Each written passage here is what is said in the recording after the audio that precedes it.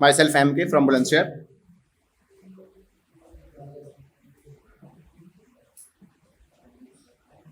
देखिए, दो लाइन कुछ इस तरह है कि तुम क्या समझते हो कि ये शेरो सुखन में इतना सहेली असर आता है।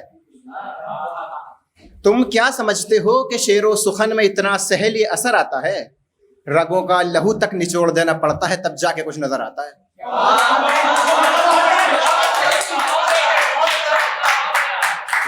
कि तुम क्या समझते हो कि शेरो सुखन में इतना सहेली असर आता है। तुम क्या समझते हो कि शेरो सुखन में इतना सहेली असर आता है। रगों का लहू तक निचोड़ देना पड़ता है तब जाके कुछ नजर आता है। एक शेर लिखा है शहर को और गांव को कंपेयर करते हुए, जैसे हमारा दिल्ली में कोई ट्रेजेडी हो जाए या गांव में कोई ट्रेजेडी हो जाए, उसके ऊपर कि ए दिल्ली आज तुझे तेरी औकात दिखाता हूँ। दिल बना ले कोई कि ए दिल्ली आज तुझे तेरी औकात दिखाता हूँ। यहाँ कोई मर भी जाए तो लोग अपने अपने दफ्तर को जाते हैं।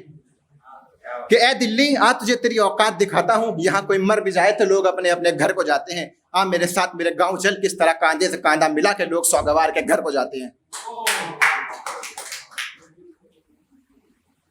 एक और लिखा है कि ज्यादातर लोग हिंदू मुस्लिम करते रहते हैं ना, और मोस्टली जहाँ कोई ट्रेजेडी हुई, कोई क्रिमिनल बात हुई कि जी मुसलमान ही होगा, न किस प्लेनेट के लोग यार समझ नहीं आता कि ये कम्युनिटी को टारगेट करते रहते हैं। मोस्टली कुछ सब नहीं है, कुछ लोग हैं। तो उनके ऊपर लिखा है अपने आप को लेते हुए कि मैं वो हकीकत हूँ जिससे लाखों करोड़ों की भीड़ अनजान है। और सभी लोग और से सुना जरा कि मैं वो हकीकत हूँ जिससे लाखों करोड़ों की भीड़ अनजान है। मैंने भी तो इस मुल्क की खातिर रखी हथेली पे अपनी जान है।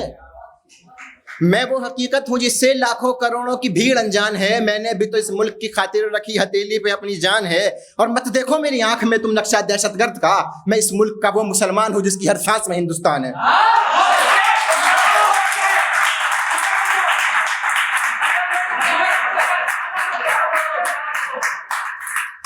कि मैं वो हकीकत हूँ जिससे लाखों करोड़ों की भीड़ अनजान है।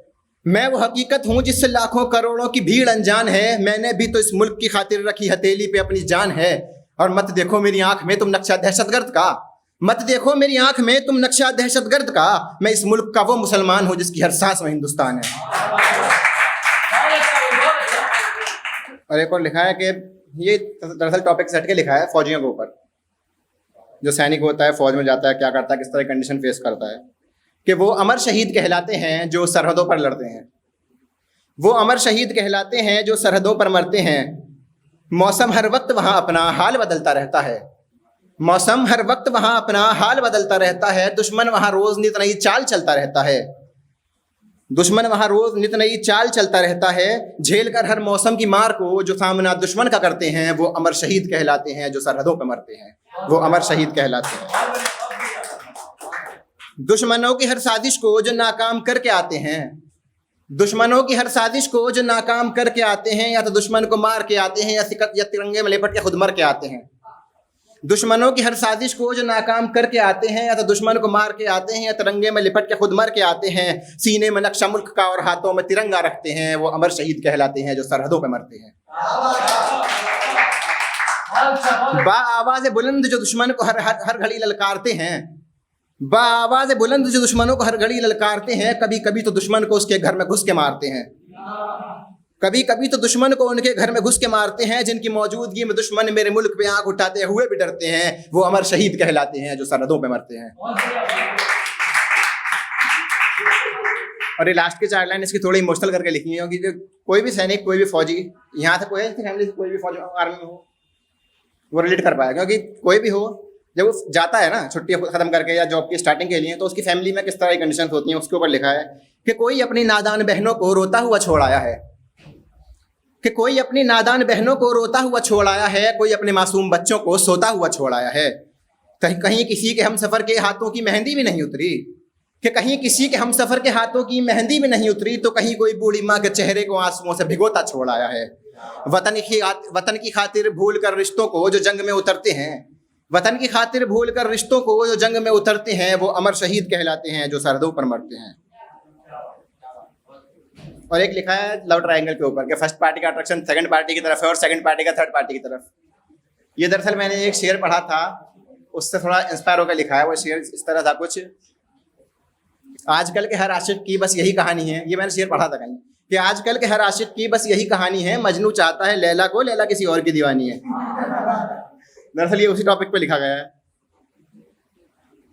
कि इसका जो टॉपिक वो है, कंटेंट वो है, हाँ कोई तो बात है उसमें। फर्स्ट पार्टी जो थर्ड पार्टी के लिए सोच रहा है कि हाँ कोई तो बात है उसमें। बातें तेरी हर किसी से मैं करूं मगर वो मौजूद है तेरी बात बात में। बातें तेरी हर किसी से मैं करूं मगर वो मौजूद है तेरी बात बात में। जब भी मैं कभी मिलूं तुझसे मिले वो तेरी हर मुलाकात में।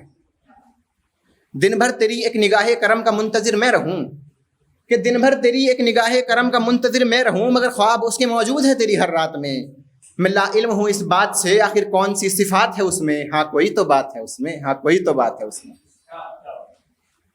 मैं हाल दिल बयां करूं तो वो सब कुछ हंसी में टाल देती है, कि मैं हाल दिल बयां करूं तो वो सब कुछ हंसी में टाल देती है। मेरी बात बात में बात उसकी करके मुझे मुश्किल में डाल देती है।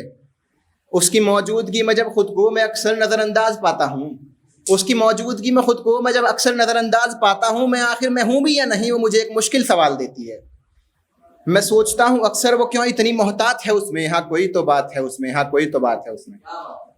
बस 2 लाइन के साथ आखिर करना चाहूँगा कि वही 2 शेर 2 लाइन उर्दू की जो पहले बोली थी, हल्के समझ आएंगे, मैम के लिए बोली थी स्पेशल, कि तुम ना समझ सकोगे कभी लज्जत एक गिरियां हिजर की रात का, कि तुम ना समझ सकोगे कभी लज्जत गिरियां हिजर की रात का। कभी तसव्वुर किया है तुमने शिद्दत ज़ब्त में आंसुओं की बरसात का। बहुत बहुत शुक्रिया।